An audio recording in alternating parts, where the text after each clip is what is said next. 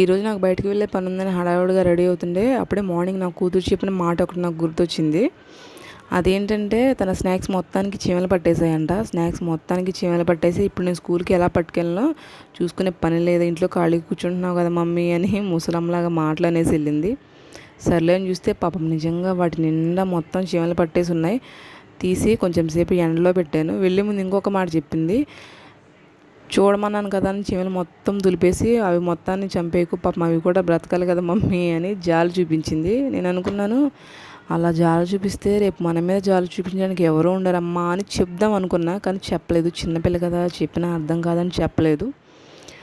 ఒక ఏజెంట్ వచ్చిన తర్వాత తనకే అర్థం అవుతుందిలేండి ఎక్కడ జాలి చూపించాలో ఎక్కడ చూపించకూడదో. మీరేమంటారు? సర్లేండి, కానివ్వండి, ఇంకేం చేస్తాం. నెక్స్ట్ వీడియోలో మళ్ళీ కలుద్దాం. వెళ్ళే ముందు ఒక లైక్ వేసుకోండి ప్లీజ్. వీలైతే సబ్స్క్రైబ్ కూడా చేసుకోండి. Tata bye bye, see you.